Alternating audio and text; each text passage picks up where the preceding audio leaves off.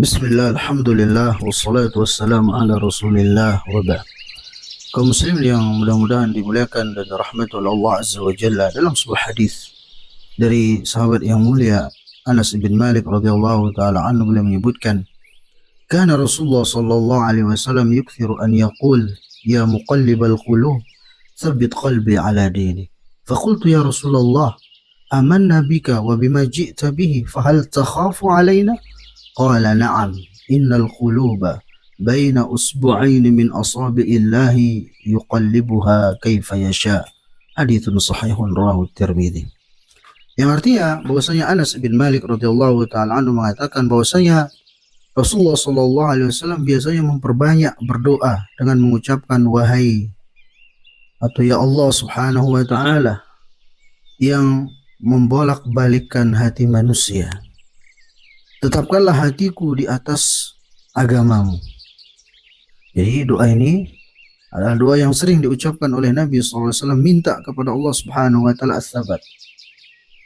Kemudian Anas bin Malik radhiyallahu taala mengatakan, wahai Rasulullah sallallahu alaihi wasallam, sungguh kami telah beriman kepadamu dan beriman dengan apa yang engkau datang dengannya. Lantas apakah engkau masih khawatir kepada kami ya Rasulullah sallallahu alaihi wasallam?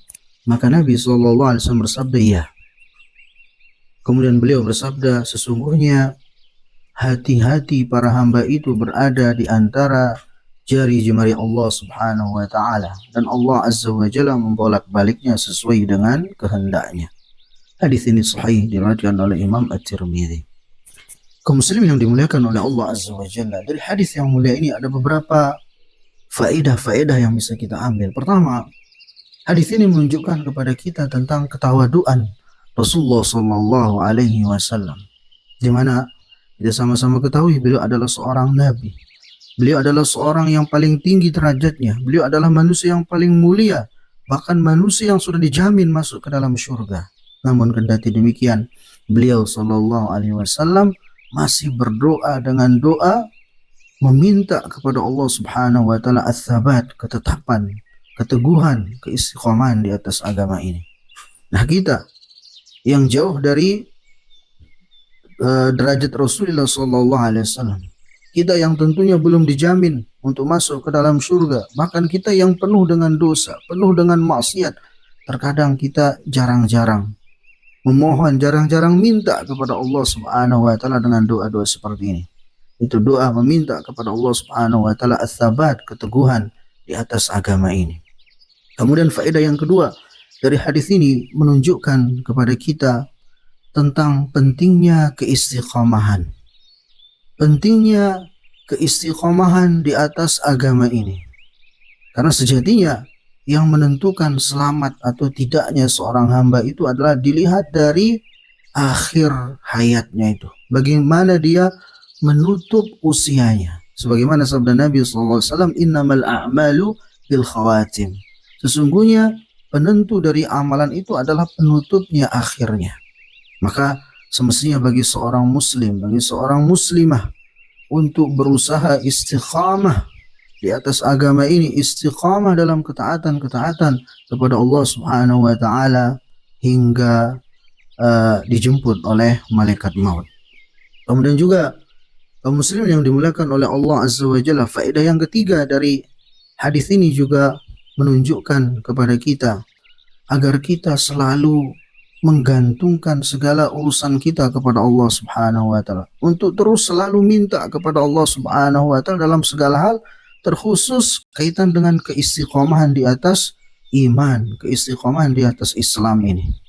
Karena sejatinya kita tidak bisa berbuat apa-apa kecuali dengan pertolongan dari Allah Subhanahu wa taala. La haula wala quwata illa billah. Makanya di antara doa yang Nabi SAW ajarkan kepada kita untuk kita baca setiap pagi dan sore adalah, ya hayyu ya qayyum bi rahmatika astaghith aslih li sya'ni kullahu wa la takilni ila nafsi tarfata ain. Yang artinya, wahai zat yang maha hidup dan maha mengurus hamba-hambanya, bi rahmatika astaghith, dengan rahmatmu ya Allah aku minta pertolongan, aslih li sya'ni kullahu, ya Allah perbaiki segala urusanku, wa la takilni ila nafsi tarfata ain, dan jangan engkau lepas aku, jangan engkau biarkan aku tanpa pertolonganmu, walaupun hanya satu kedipan mata, ya Allah. Seorang mukmin harus seperti ini, selalu menggantungkan urusannya hanya kepada Allah Subhanahu wa taala. Kemudian faedah yang lainnya dari hadis ini juga menunjukkan kepada kita bahwasanya di antara doa-doa yang Rasulullah SAW ajarkan kepada kita adalah seperti yang disebutkan dalam hadis di atas, itu ya muqallibal qulub tsabbit qalbi ala dinik. Dalam riwayat yang lain dengan lafaz yang berbeda, ya musarrifal qulub sarrif qalbi ala ta'atika. Hendaknya doa-doa seperti ini kita perbanyak. Kita minta kepada Allah Subhanahu wa taala agar kita diberikan keistiqomahan di atas agama ini dan keistiqomahan di atas ketaatan kepadanya. Itu ya muqallibal qulub, wahai zat yang membolak-balik hati manusia. Tsabbit qalbi ala dinik. Tetapkanlah aku, tetapkanlah hatiku di atas agamamu.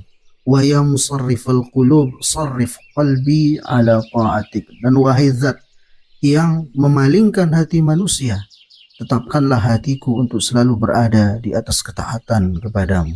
Maka perbanyaklah berdoa kepada Allah dengan doa-doa seperti ini. Mudah-mudahan dengannya kita diberikan keistiqomahan hingga akhir hayat kita. Demikian. Assalamualaikum warahmatullahi wabarakatuh.